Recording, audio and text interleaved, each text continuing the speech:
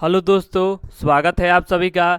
आज हम आपके बायोलॉजी से महत्वपूर्ण 100 क्वेश्चन करेंगे। देखिए, ये जो आपके क्वेश्चन है ये आपके किसी ना किसी एग्जाम में पूछे जा चुके हैं। तो चलिए आइए शुरू करते हैं। देखिए, आपका पहला क्वेश्चन दे रहा है कि मनुष्य के जीवन काल में कितने दांत 2 बार विकसित होते हैं? तो 20 दांत। अगला क्वेश्चन है कि मानव शरीर में पाचन का अधिकांश भाग किस अंग में संपन्न होता है? तो छोटी आंत में। अगला क्वेश्चन है कि मनुष्य में पाचन क्रिया कहाँ से आरंभ होता है? तो आपका मुख से ही आरंभ हो जाता है। अगला क्वेश्चन है कि सर्वप्रथम रक्त परिसंचरण तंत्र का अध्ययन किसने किया था? तो विलियम हार्वे के द्वारा किया गया था।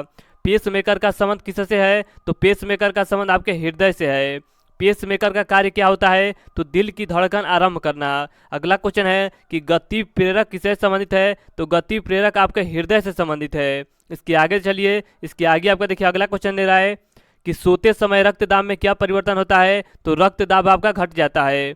मानव रुधिर का पीएच मान कितना होता है? तो 7.4 होता है। रक्त में पाई जाने वाली धातु कौन है? तो आपका लोहा पाया जाता है। रक्त का शुद्धिकरण कहाँ पर होता है? तो आपके किडनी में होता है। अगला क्वेश्चन है कि अधिकतम पोषक तत्व रक्त में कहाँ से अवशोषित किए जाते हैं? तो छोटी आंत से किए जाते हैं। अगला क्वेश्चन है कि लार में कौन सा एंजाइम पाया जाता है? तो टाइलिन नामक एंजाइम पाया जाता है। पेट में भोजन को पचाने के लिए किसकी खास आवश्यकता होती है? तो एंजाइम की खास आवश्यकता होती है। इसके आगे देखिए, इसके आगे आपका अगला क्वेश्चन दे रहा है कि लार किसके पाचन में सहायक होता है? तो स्टार्च के पाचन में सहायक होता है। मानव शरीर में खून के शुद्धिकरण की प्रक्रिया को क्या कहते हैं? तो इसे डायलिसिस कहा जाता है। अगला क्वेश्चन है कि पाचन क्रिया में प्रोटीन किस पदार्थ में बदल जाता है? तो आपका एमिनो अम्ल में बदल जाता है। इसके आगे देखिए, इसके आगे आपका अगला क्वेश्चन दे रहा है कि वह अंग कौन सा है जो मानव शरीर में ग्लाइकोजन के रूप में कार्बोहाइड्रेट को जमा करता है? तो वो आपका यकृत है। अगला क्वेश्चन है कि पित्त किसके द्वारा पैदा किया जाता है? तो यकृत के द्वारा। पित्त जमा होता है तो पित्त आपके पित्ताशय में जमा होता है। अगला क्वेश्चन है कि स्वस्थ मनुष्य का रक्तचाप कितना होता है? तो 120 मिमी व 80 मिमी होता है। अगला क्वेश्चन है कि दौड़ लगाते समय मनुष्य का रक्तचाप पर क्या असर पड़ता है? तो रक्तचाप आपका बढ़ जाता है।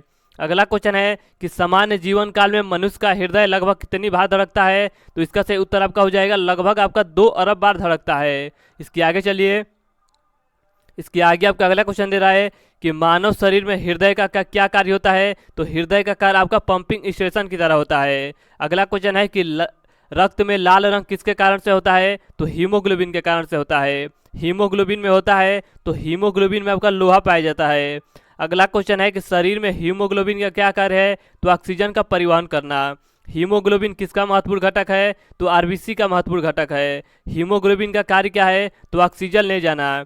अगला क्वेश्चन है कि किसकी सहायता से रक्त द्वारा ऑक्सीजन ले जाया जाता है? तो इसका सही उत्तर आपका हो जाएगा लोहित कोशिका के द्वारा। इसके आगे देखिए, इसके आगे आपका अगला क्वेश्चन दे रहा है कि लाल रक्त कणिकाएं यानी कि आरबीसी कहाँ उत्पन्न होता है? तो अस्थि मज्जा में उत्पन्न होता है। किसको आरबीसी का कब्रिस्तान कहा जाता है? तो पल्लीहा को कहा जाता है। इसके आगे देखिए, इसके आगे आपका अगला क्वेश्चन दे रहा है कि मनुष्य की लाल रक्त कोशिकाएं यानी कि आरबीसी का जीवन काल कितना होता है? तो 120 दिन होता है। अगर आपसे पूछा जाए कि डब्ल्यूबीसी का जीवन काल कितना होता है? तो डब्ल्यूबीसी का जीवन काल आपका 2 से 4 दिन तक होता है। अगला क्वेश्चन है कि पचे हुए भोजन में मौजूद विषैले पदार्थ का कौन सा अंग चूषण करता है? तो यकृत करता है। अगला क्वेश्चन है कि लाल रुधिर कणिकाएं यानी कि आरबीसी का उत्पाद मतलब कहाँ ये आपके उत्पन्न होते हैं? तो अस्थि मज्जा में उत्पन्न होते हैं। और इसका जीवन काल कितना होता है? तो इसका जीवन काल आपका 120 दिन होता है।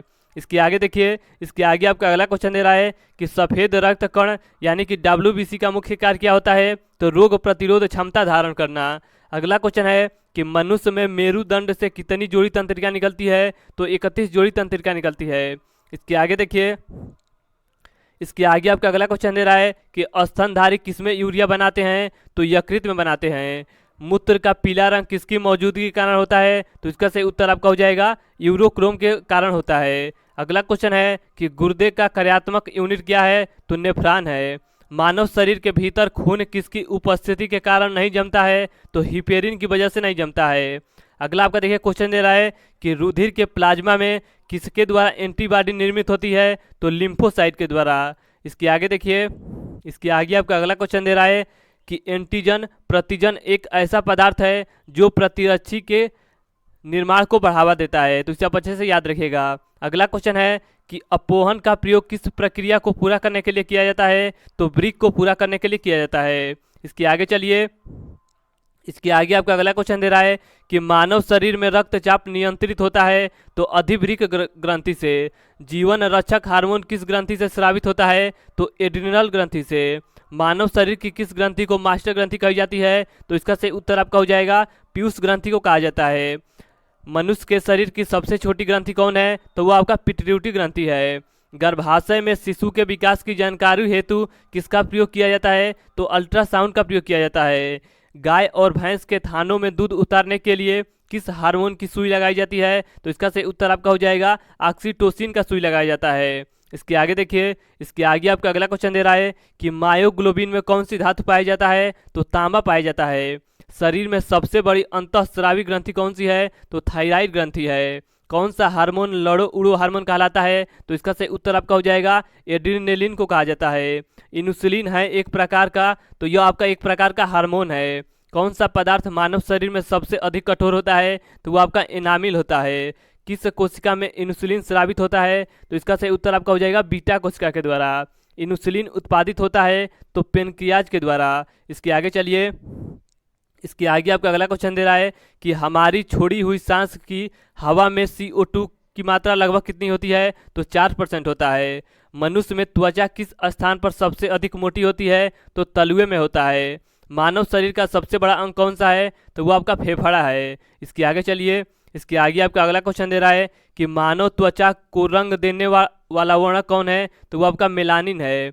अगला क्वेश्चन है कि कंडरा जोड़ता है तो पेशी को हड्डी से जोड़ता है। मानव शरीर में कौन सी ग्रंथि ऐसी है जिसका संबंध शरीर की उत्तेजना से है, तो अधिवृक्क ग्रंथि है। मानव का मस्तिष्क लगभग कितने ग्राम का होता है, तो 1350 से लेकर 1400 ग्राम तक होता है। अगला क्वेश्चन है कि मानव शरीर में सबसे लंबी अस्थि कौन सी है, तो वो आपका उरु अस्थि है। अगला क्वेश्चन है कि अधिक ऊंचाई पर मानव शरीर में लाल रक्त कणिकाएं यानी कि आरबीसी पर क्या असर पड़ता है, तो यह आपका संख्या में बढ़ जाता है। इसके आगे देखिए, इसके आगे आपका अगला क्वेश्चन दे रहा है कि मानव रुधिर में कोलेस्ट्रॉल का सामान्य स्तर कितना होता है, तो 140 से लेकर 180 mg होता है। अगला क्वेश्चन है कि यदि किसी व्यक्ति की रुधिर वाहिकाओं की त्रिज्या कम हो जाए तो उसका रक्तदाब पर क्या असर पड़ेगा, तो रक्तदाब आपका बढ़ जाएगा। मानव शरीर के किस अंग में लसिका कोशिकाएं बनती है, तो दीर्घ अस्थि में बनती है। मानव हृदय में कक्ष की संख्या कितनी होती है, तो 4 होता है। मानव शरीर में पैर की हड्डी, देखिए आपका पैर की हड्डी आपका एक फिबुला है और एक आपका टिबिया है। ये आपकी दोनों जो हड्डियां है ये आपकी पैर में पाया जाता है। अगला क्वेश्चन है कि कौन सी ग्रंथि सेक्स हार्मोन का स्राव करती है, तो इसका सही उत्तर आपका हो जाएगा एड्रिनल ग्रंथि। इसके आगे चलिए, इसके आगे आपका अगला क्वेश्चन दे रहा है कि जब एक व्यक्ति वृद्ध हो जाता है तो सामान्यतः उसका रक्तदाब पर क्या असर पड़ता है, तो रक्तदाब आपका घट जाता है। तो इसे आप अच्छे से याद रखिएगा। इसके आगे देखिए, इसके आगे आपका अगला क्वेश्चन दे रहा है कि किस प्रक्रिया द्वारा ऑक्सीजन श्वसन के दौरान रुधिर में प्रवेश करती है और फिर उसे छोड़ देती है, तो इसका सही उत्तर आपका हो जाएगा परासरण के द्वारा। अगला क्वेश्चन है कि सेरेब्रम किससे संबंधित है, तो मस्तिष्क से संबंधित है। अगला क्वेश्चन दे रहा है कि मनुष्य के ब्रेन का सबसे बड़ा भाग कौन सा है, तो वो आपका प्रमस्तिष्क है। अगला क्वेश्चन है कि कौन सा रक्त समूह सर्वग्राही है, तो आपका AB सर्वग्राही है। और सर्वदाता कौन सा है, तो वो आपका सर्वदाता है। देखिए, इसके आगे आपका अगला क्वेश्चन दे रहा है कि मनुष्य की कुल कितनी हड्डियां होती है, तो 206 हड्डियां होती है। अगला क्वेश्चन है कि मनुष्य की खोपड़ी में कितनी अस्थियां होती है, तो 8 अस्थियां होती है। मनुष्य के शरीर में पसलियों के कितने जोड़े होते हैं, तो 12 जोड़ी होती है। शरीर की सर्वाधिक प्रबल अस्थि कौन है, तो आपकी जबड़े की हड्डी है। मानव शरीर की सबसे छोटी हड्डी कौन है, तो वो आपका स्टेपिज हड्डी है जो कि कान में पाई जाती है। मानव शरीर की सबसे लंबी हड्डी कौन है, तो वो आपका फीमर की हड्डी है जो कि आपकी जांघों में पाई जाती है। मनुष्य के शरीर में पैर की हड्डी, तो देखिए पैर की हड्डी जो आपकी होती है ये आपकी खोखली होती है। टिबिया नामक हड्डी कहाँ पाई जाती है, तो ये आपकी टांग में पाई जाती है, यानी कि पैरों में पाया जाता है। अगला आपका क्वेश्चन है कि मानव शरीर के किस अंग की हड्डी सबसे लंबी होती है, तो जांघ की हड्डी सबसे लंबी होती है। अगला क्वेश्चन है कि वृद्धा अवस्था में मनुष्य की हड्डी क्यों कमजोर हो जाती है, तो उसमें कैल्शियम की कमी हो जाती है। अगला क्वेश्चन है कि एथलीट को किससे जल्दी और ऊर्जा मिलती है, तो इसका सही उत्तर आपका हो जाएगा कार्बोहाइड्रेट से मिलती है। इसके आगे देखिए, इसके आगे आपका अगला क्वेश्चन दे रहा है कि लंबे समय तक कठोर शारीरिक कार्य के पश्चात मांसपेशियों में थकान का अनुभव होने का क्या कारण है, तो ग्लूकोज का औच है।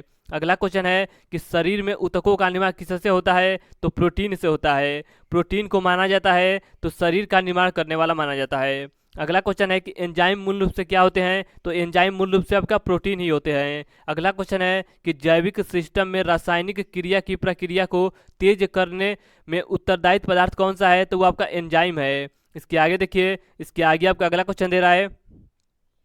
अगला आपका क्वेश्चन है कि सोयाबीन में प्रोटीन का प्रतिशत कितना होता है? तो 42% होता है। अगला क्वेश्चन है कि कैप्सूल का आवरण बना होता है? तो कैप्सूल का आवरण आपका स्टार्च का बना होता है। अगला क्वेश्चन है कि शहद का प्रमुख घटक कौन सा है? तो फ्रुक्टोज है। अगला क्वेश्चन है कि कौन सा शर्करा तत्काल ऊर्जा देता है? तो ग्लूकोज आपका तत्काल ऊर्जा देता है। अगला क्वेश्चन है कि शहद में मुख्यतः होते हैं? तो शहद में आपके कार्बोहाइड्रेट होते हैं। अगला क्वेश्चन है कि सर्वाधिक ऊर्जा प्रदान करता है? तो सबसे तेज आपका कार्बोहाइड्रेट ऊर्जा प्रदान करता है, यानी कि सबसे ज़्यादा ऊर्जा प्रदान करता है। तो आज हमने आपके बायोलॉजी से महत्वपूर्ण 100 क्वेश्चन लगाए, जो कि आपके आने वाला किसी भी एग्जाम में बहुत ही ज़्यादा मदद मिलेगा। तो अगर आपको वीडियो अच्छा लगता है तो वीडियो को लाइक और शेयर करना मत भूलिएगा। तो चलिए आज के लिए इतना ही, धन्यवाद।